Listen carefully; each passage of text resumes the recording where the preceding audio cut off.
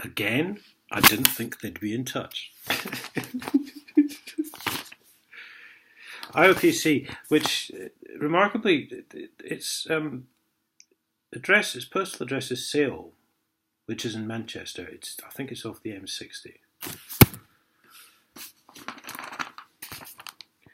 And yet, the post always comes to, I know when it's from them, because it's return address, Post Office Box 3139, Cardiff. Which I didn't think was anywhere near Manchester. Maybe I'm wrong. Maybe it's moved. I don't know if Manchester or Cardiff's moved, but one of them obviously has. There was a number of points they could not address. Because I hadn't obviously complained about them initially, they meant nothing and no crime, in fact, had been committed by the officers. I've already been subject to previous investigations and appeals. Yes, like when you said last week that the recording, the incident when I was kept in the cells all weekend, had been dealt with previously.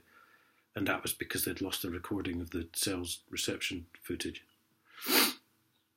That's how they dealt with it. That's what they do. You know, they only mentioned two things in this. They're trying to whittle me down, you see. Oh, he's forgotten about those other ones. We'll just focus on these ones.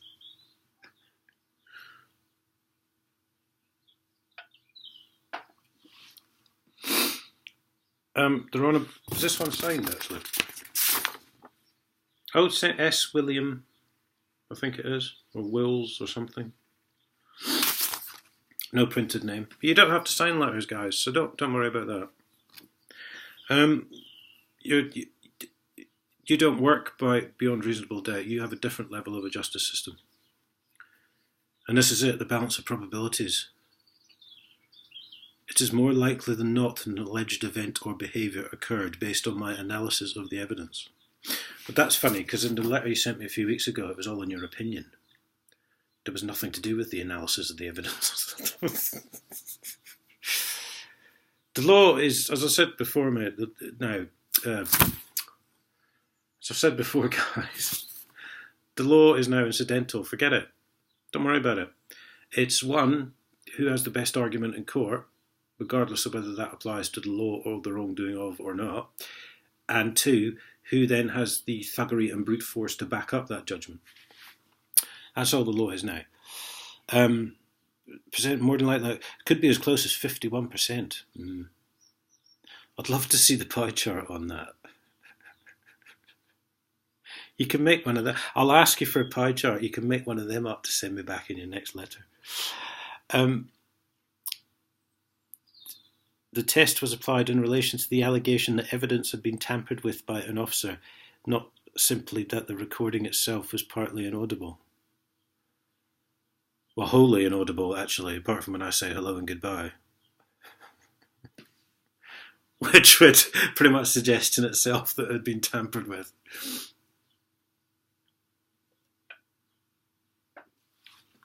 I mean, do we need to call Columbo on this one? With regards to the recording, get this, the original recording was held on the computer system. Well, it's not. There's only, as far as I know, there's only 2 discs. It's a recording in the actual interview, and they put 2 discs in. So it's not held in the computer system at all, is it? So you just fucking lied again. Unless it's called the master copy and the working copy, I think. So unless you've taken the master copy and then recorded it onto another computer, presumably so that you can play about with it as much as your heart's content. So it's not on the computer system. It can't be, because it's not supposed to be tampered with. That's why they seal them, funnily enough, in front of you, in the interview room. The copy was sent to the forensic imaging department. Well, this must be the master copy, you see, in order to process copies for the prosecution and defence. So if all you did was send a master copy to the forensic imaging department, and that is an exact copy, anything's gone to the court, anything like that, even though there's only supposed to be 2 discs, remember, let's just ignore that bit for a while, then the wholly inaudible recording, apart from when I said hello and goodbye, and if you haven't seen it, it's called PC Harmon Liar Confirmed, and it's on this channel. Watch it. It's only about 3 minutes long or something, I think.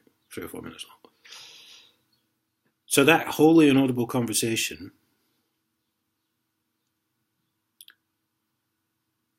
was the basis for my prosecution. Which, by the way, was the same court case I was told wasn't fucking on, which is why I wasn't fucking there. Therefore, there were parts of the recording that were indeed inaudible, in my opinion. There is no evidence to suggest that PC Harmon had tampered with the evidence to cause this.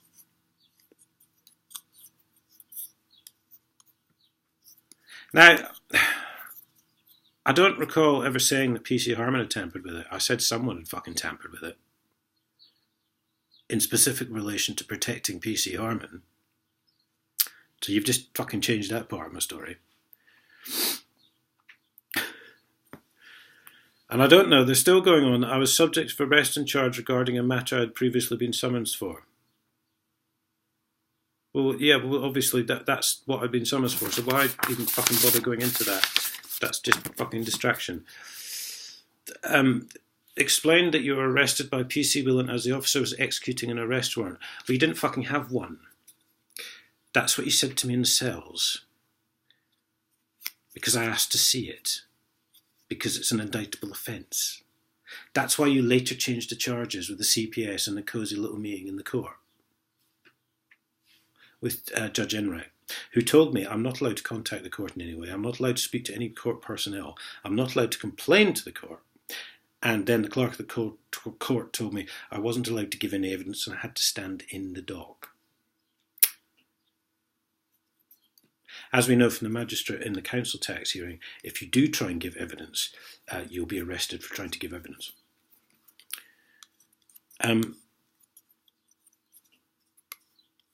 So PC Whelan executed the arrest warrant they didn't have, apart from the screenshot they showed me later on, which was on a tiny little bit of paper, which was supposedly a warrant, which they said they didn't have. So you executed the warrant you didn't have after I failed to attend court as stipulated by the postal requisition. Whilst I appreciate you believe... Yes, I've done a balance of probabilities check too, and in fact both documents were unlawful, I can tell you that. My role was to consider the conduct of the officers involved. Well, PC Whelan threatened me with violence. We can do this one way or the other. And then pretended he was going to launch a slander suit against me. Maybe he's going to throw a couch at me. Which never happened, of course, because he knows he's a lying, criminal, law-breaking, thieving fucking bastard.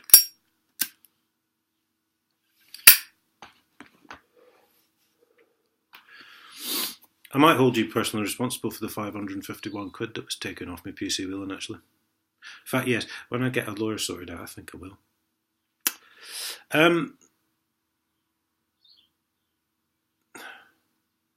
DS Barry, he was the one that decided they had loads of evidence against me.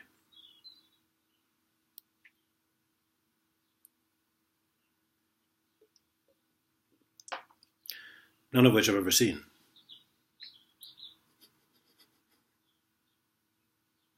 Well, I have, in the police statements. But, let's face it, PC Harmon's got form for lying, so... acted reasonably in making a charging decision and arresting you respectively for the reasons set out in my letter. Has also explained a specific issue of it bearing the Chief Constable's name. Yes, because according to the Police Crime Commissioner, all summons bear the Chief Constable's name. But according to the copper who phoned me up a week before PC Whelan turned up, the name on the summons is the name of the officer who's heading the investigation.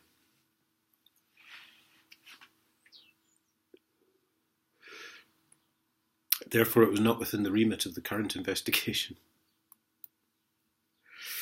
Yeah, so I think it's been fairly firmly established on this channel that the Police Crown Commissioner are liars. That's why Sir Graham Not So Bright is no longer PCC, because I got rid of him. I'm sure there will be a reply going off to that to that at some point. But it's entertaining, guys. The amount of lies you're telling now, just blatant fucking lies, they're quite incredible. And you want people to what? Respect you? No, you're a fucking laughing stock, Cambridgeshire Police.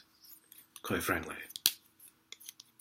everyone thinks you're a fucking joke because of my channel, because they've watched all these videos, and they've seen you fucking threatening them with violence, and they've seen you standing on the doorstep lying your fucking arse off. And I would hope, obviously, I'll slip that in there, but, you know, people believe me when I say that because I questioned the validity of the arrest, I was then kept in the cells all weekend. Right? People believe me because it's fucking true. Because you're a bunch of Nazi fuckface lying vile wankers.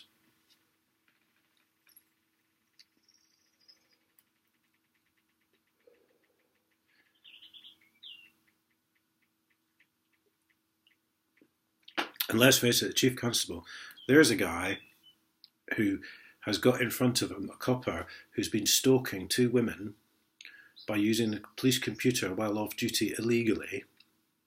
He's actually found the guy guilty of gross misconduct, and then he's sort of gone, you know, but it's all right, you're one of us. You can have a final written warning and keep your fucking job. In the same fucking office, right, where he's been stalking the fucking women. That's the fucking mentality of these fucking assholes.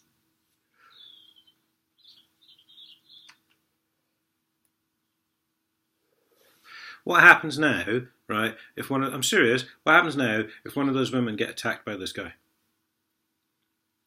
Does the Chief Constable cop the blame? I very much fucking doubt it. They'll say he wouldn't be personally involved to that level. You fucking wankers. You're in the paper every fucking month crying about lack of fucking resources. Oh, help us, support us. Well, no one's fucking going to help you or support you because you treat the public, the general public, like fucking dog shit on your shoe. You fucking wankers. Fuck off.